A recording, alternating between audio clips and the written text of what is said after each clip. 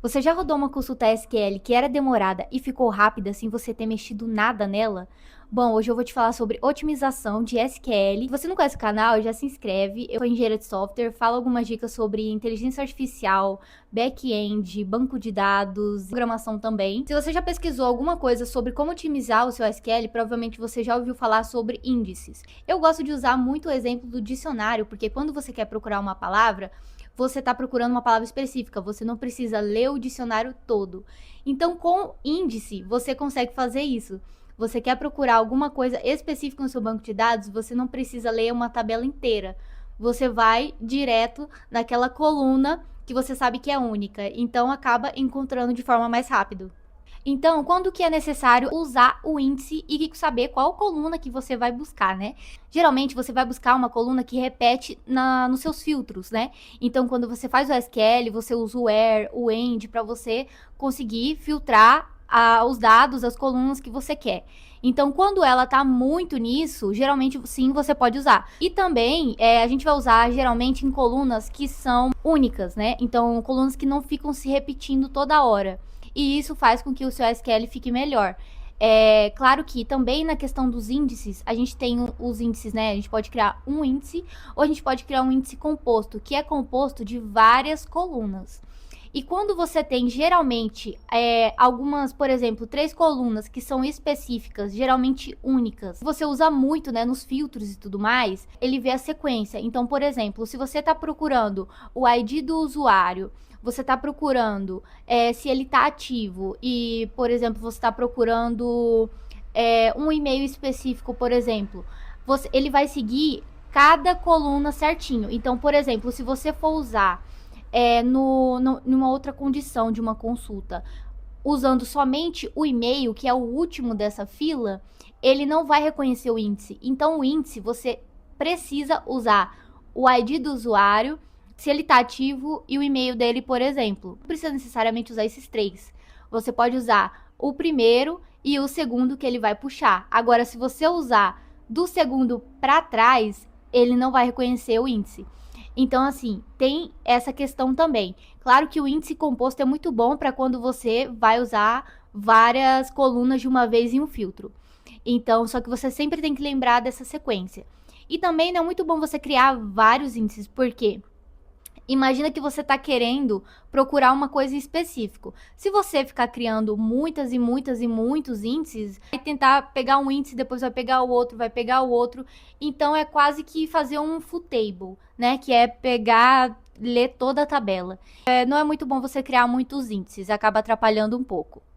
Outra coisa muito importante também é o plano de execução. Quando você vai fazer um SQL, você consegue ver o plano de execução, ou seja, ele vai te trazer, se ele está pegando índices das tabelas, vai trazer as tabelas. Então, quando aparece, por exemplo, full table, ele não está usando nenhum índice. Se a tabela for pequena, grande maioria das vezes ele vai trazer full table mesmo que você tenha um índice, porque a tabela é pequena. Então, em alguns casos, ele pode ser que não use o índice por conta disso, e não tem tanto problema. A questão é, quando você tem uma tabela muito grande, sem índices, aí complica muito mais. E você consegue ver pelo plano de execução o custo, o tempo que está levando a SQL de média, você consegue ver as informações, group by, de tudo, para você ter uma base de como vai funcionar e o que você pode melhorar no seu SQL. Outra coisa também é a questão de a sequência de colunas de condições que você usa faz diferença? Bom, em alguns bancos de dados antigos faz a diferença porque antes não tinha essa questão de o banco de dados pegar diretamente o que é mais rápido. Antes você tinha que fazer o filtro de forma, por exemplo, restritiva. Então, essa coluna com essa condição é mais rápido e aí você vai filtrando você mesmo fazer essa sequência. Hoje em dia, os bancos de dados, eles já têm isso. Então, mesmo que você coloque uma sequência, né, no seu filtro, que não seja assim a mais rápida, ele geralmente vai tentar ir para o lado mais rápido e vai trazer o mesmo resultado. Mas depende do seu banco de dados. Alguns mais antigos você tem que fazer essa restrição de forma manual, né? Outra coisa também que é básico, mas que eu já fiz, é o select asterisco from usuários, por exemplo, né? Que você traz todas as colunas daquela tabela. Então, assim, é sempre bom dizer, né, que esse não é muito bom de usar, porque você vai trazer todas as colunas. Então, se tiver alguma coisa a mais, e geralmente você tá trazendo todas que você não precisa, né? De todas as colunas, geralmente, você tá trazendo colunas a mais desnecessárias. Então, é sempre bom reforçar isso. Não use select asterisco from alguma coisa. Em alguns casos também podemos usar a diferença do union e o union all, né? O union, geralmente, ele vai usar um pouco mais de custo, porque ele vai evitar que duplique os dados do select que você está trazendo. Então, as colunas elas não vão se duplicar de valores, né? E isso é bom em alguns casos, porque, sei lá, tem algumas colunas que realmente, algumas tabelas, né, que realmente vão repetir. E tem algumas que não. Então, as que não precisam, você vai usar o union all. Por quê? O union all, ele vai só empilhar os dois resultados. Então, ele não vai fazer esse custo a mais do que o union, e o que é muito bom. Então, depende do caso também, né, das suas tabelas. E eu acho muito bom o union, eu acho muito melhor do que você ficar fazendo subconsultas ou algo do tipo. Ele é muito mais rápido, eu uso em muitos casos também. E em alguns a gente tem a questão também do OR e do AND, né? Quando a gente vai fazer uma condição e aí a gente usa o OR, não é muito bom. Sempre que eu uso OR, fica muito lento. Então, em alguns casos, você pode usar alguma outra coisa que seja mais rápida. Eu gostaria de compartilhar uma coisa que faz parte da minha rotina de estudos. Quem me acompanha sabe que eu sempre falo sobre a importância de continuar aprendendo, principalmente com tecnologia, que muda sempre. Foi por isso que eu comecei a minha pós-graduação na Faculdade de Tecnologia da Rocket City. O que eu gosto é que o foco não é só na teoria. Feedback técnico e conteúdos pensados no mercado atual, principalmente envolvendo inteligência artificial. Além disso, os cursos são 100% IAD, então dá para estudar no seu ritmo. Vale muito a pena conhecer as pós-graduações de IA e automações ou FUSTEC com IA, que foram criadas justamente para preparar profissionais no mercado atual. Você consegue usar o meu cupom que vai ter 5% de desconto. Eu vou deixar o link na descrição e agora bora pro vídeo. Uma coisa também que é bem interessante é a view e tem a view materializada, que entra nessa parte de uma tabela pré-calculada.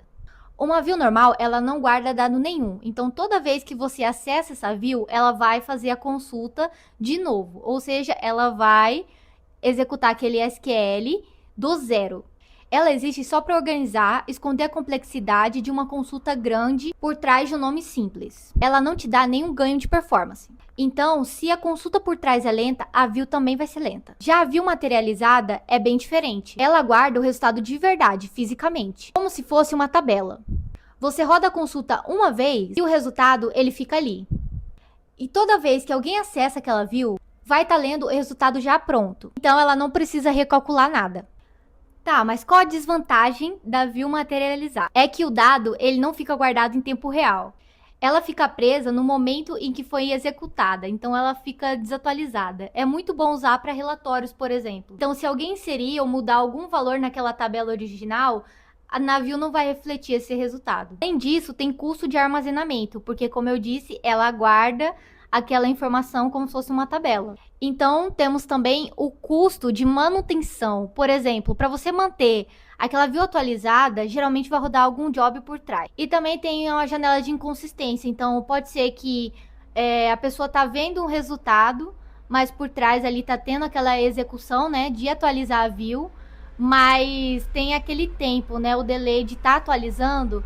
Pode ser que a pessoa não esteja vendo o dado atualizado. Então, se você for usar para algum SQL que seja em tempo real, não é bom você usar. Então, assim, dependendo do seu problema, né, do que você está desenvolvendo, tem várias técnicas que você pode deixar o seu SQL mais rápido e tem outras que são para outros. Então, sempre depende muito, né, do que você está querendo. No próximo vídeo, eu vou mostrar para vocês alguns exemplos de consulta mesmo, né? Então, nesse vídeo eu tô falando mais a teoria, mas no próximo eu vou tentar trazer para vocês as consultas, criar tabelas e tudo mais, que vocês podem ter mais conhecimento, né, sobre isso, ver como que realmente funciona.